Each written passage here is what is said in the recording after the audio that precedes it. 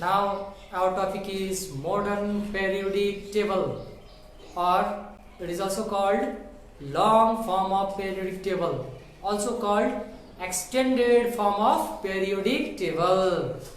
Due to many demerits, due to many disadvantages in Mendeleev periodic table, a team of scientists including Henry Moseley and Neil Bohr, they developed new type of periodic table which is called modern periodic table.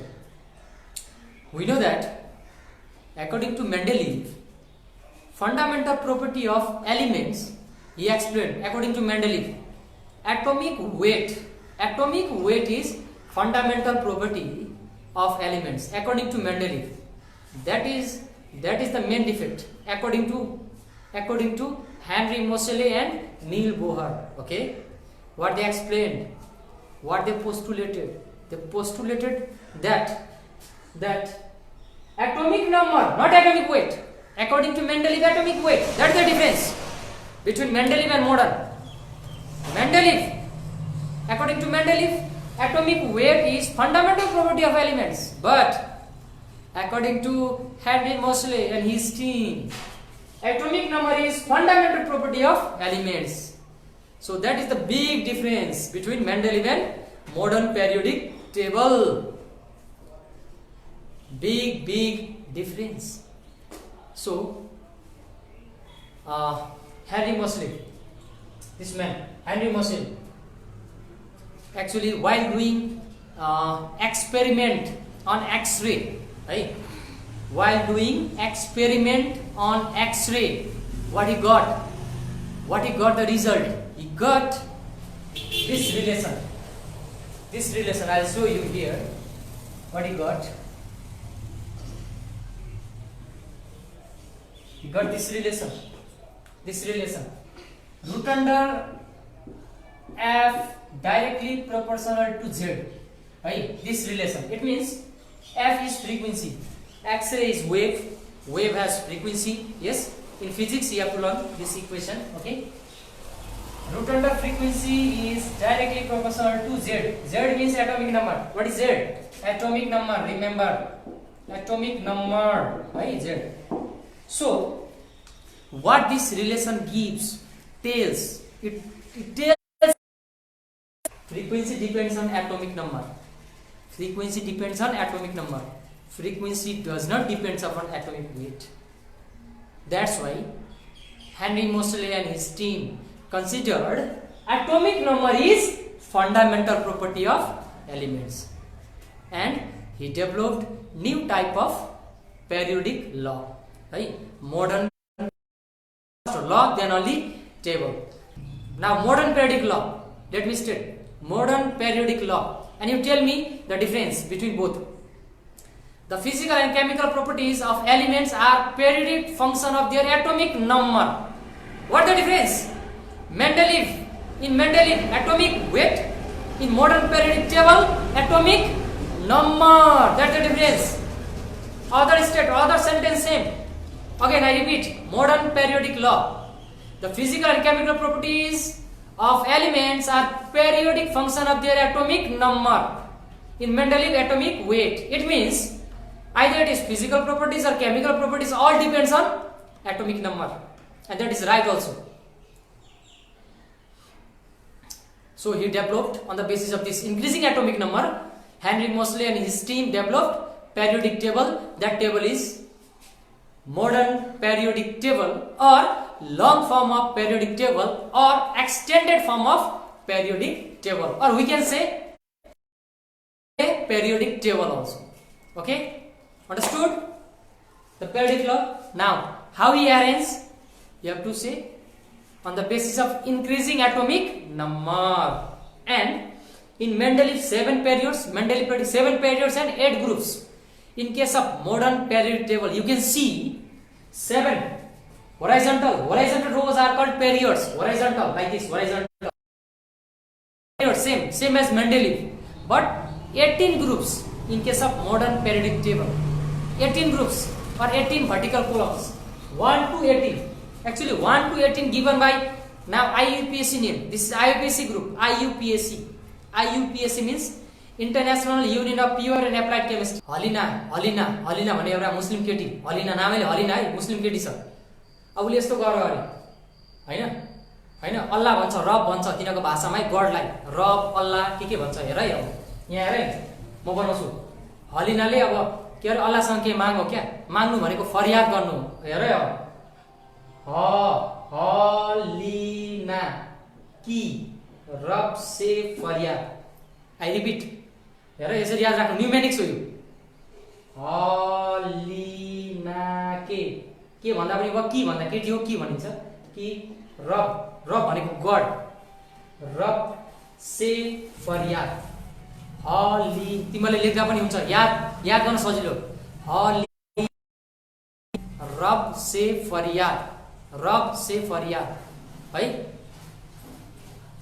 Hydrogen lithium sodium potassium rubidium caesium francium group 1. These are elements of group 1. याद भयो हलिना की रब से फरियाद group 1 है. 1A रोमनमा group 1 according to IUPAC and 1A. This one is called alkali metals. Group of alkali metals. यसको अर्को नाम group 2 मा हेर है हिन्दीमै छ यो पनि न्यूमेरिक्स. अब तिम्रो मलाई भन ल हिन्दीमा के हुन्छ. बेटालाई चाहियो कार. बेटा भनेको छोरा. हिन्दीमा भन्नु है. छोरालाई कार चाहियो कार थाहा छ नि कार. छोरालाई कार चाहियो तर बाउले स्कुटर. बाउ चाहिँ स्कुटर दिन मात्रै राजी भयो. बाउसँग पैसा छैन कार किन्दिने. बाउले के दिन्छ अरे बुवाले के दिन्छ अरे स्कुटर. अब हिन्दीमा के भन्छौ यसलाई लेख. छोरोलाई कार चाहियो कार तर बाउसँग छैन पैसा. बाउसँग छैन उसले के दिन्छ अरे स्कुटर दिन्छ. अब हेर यहाँ बनाउँछु म. बेटा मागेका स्कुटर बाप राजी.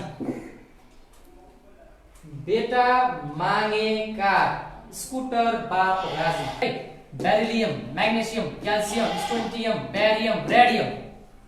Group 2 also called alkaline earth metals.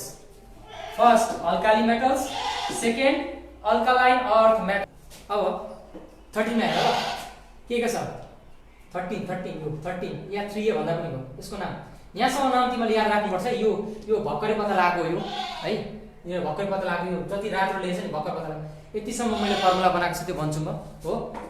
यसको लागि हेर तिमीलाई सुन है म हिन्दीमा भन्नु है तिमीहरू.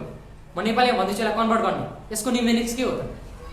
मलाई हेर है बजारमा गएर मलाई के चाहियो. अब हिन्दीमा भन्छु है. बैगन चाहियो बैगुन भन्छ तिमीहरू हैन. बैगन चाहियो हैन. आलु चाहियो गाजर चाहियो हैन. एउटा थैलामा चाहियो के भन्छ त भन्दाखेरि बैगन आलु गाजर इन थैला भनेको झोला. फेरि बैगन आलु गाजर इन थैलामा लानु पर्यो. थैला भनेको के भन्नु त्यसलाई झोला थैला. त्यसको न्यूमेरिक्स पनि नाम भन्दिन्छु ल म यसको. बोरोन अल्मुनियम यसको नाम ग्यालियम इन्डियम थ्यालियम. ओके फेरि बोरोन अल्मुनियम ग्यालियम इन्डियम यसको थ्यालियम. कहे सीताजी सुनो प्रभु. कहे सीताजी सुनो प्रभु. फेरि है कहे सीताजी सुनो प्रभु. यो कुन भयो 14. यसको नाम के मैले पढे हेर है. कार्बन सिलिकन जर्मेनियम टिन है स्टेनस टिन. अनि यो के हो लेड प्लम्बम. फेरि carbon, silicon, germanium, tin, lead. 16 number हेर है, यसलाई कसरी न्युमेरिक्स मैले बनाएँ। कसैले पुरानो तरिकाले एकजना कपी, रामले श्यामको कपी गर्दैछ एक्जाममा पुरानो स्टाइलले, त्यसलाई के भन्नु? रामले श्यामको एक्जाममा कपी गर्दैछ अरे, चोर्दैछ पुरानो स्टाइलले, त्यसलाई के भनिन्छ हिन्दीमा हेर है? ओल्ड स्टाइल से टीपो। ओल्ड स्टाइल से टीपो। यो ओ भनेको अक्सिजन, सल्फर, सेलेनियम, टेलेनियम, पोलोनियम। सक्यो।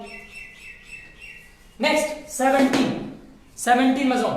यसको न्युमेरिक्स के हो त भन्दाखेरि यहाँ है, first class biryani I ate. First class biryani I ate complete गरिहाल्छु। 15 बाँकी थियो है, 15 बाँकी थियो है, मैले स्किप गरेछु अननोइङली। यहाँ हेर, तिमीलाई बलिउडको फन्नी एक्टरहरूको नाम थाहा छ? नाना पाटेकर सुनेको छ होला हैन? अनि कमेडियन असरानी, पुरानो है, पुरानो। नाना पाटेकर पनि ओल्ड हिरो हैन, असरानी पनि। अब हेर है, यहाँ सब बिरामी भयो अरे, सबलाई कोरोना लाग्यो अरे। अब हेर है, यहाँ नाना पाटेकर, असरानी सब बिमार।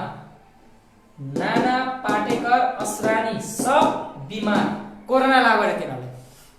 अब 18 लास्ट 18 यसो म भन्छु ल। हेर है, एउटा जेरोक्स भने थाहा छ तिमीलाई? फोटोकपी।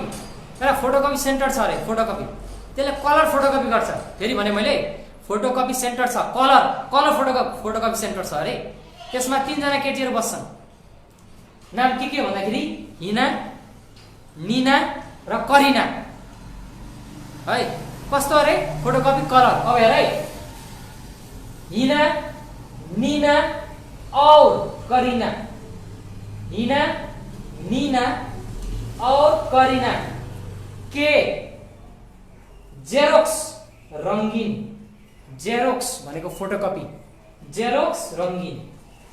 हिना, निना और अरु एकजना करिना की जेरोक्स रंगीन। हिन्दी यति 40 भने थियो, 40 भन्दा बढी याद भयो कि भएन? अब अझै भनिदिन्छु ल, यो 30 सम्म भनिदिन्छु ल। 30 सम्मको लागि यो 20, 21, 22 सम्म भनिदिन्छु ल। यो एकलाई अझै यो सबै मैले भने कोलम वाइज भनिदियो, कोलम वाइज, ग्रुप वाइज, एउटा चाहिँ पेरियड वाइज। तिमीले यति याद गरेर तिमीलाई पुग्छ, सफिसिएन्ट। 10 मा पनि 11 मा पनि 12 मा सफिसिएन्ट हुन्छ तिमीलाई। 10 मा पनि 11 मा पनि 12 मा पनि सफिसिएन्ट हुन्छ तिमीलाई। त्यति मैले सिकाइदिएको छु। अब हेर यो चाहिँ यो त्यति नमिले पनि अलिकति मैले बनाउन कोसिस गरे। है साइन्स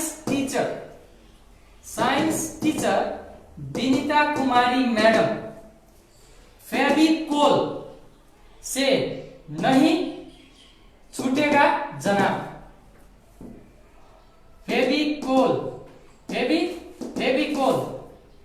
से नहीं छूटेगा जनाब। फिर science teacher Vinita Kumari madam, right? Science teacher Vinita Kumari madam Fevicol से नहीं छूटेगा जनाब। तो कतिवटा एलिमेंट्स भयो? मोर देन 40 वाला। हेर चेक इट। मोडर्न प्रेडिक्टेबल आज यति पढाए मैले। यसको मेरिट्स को कुरा भोलि गर्छु।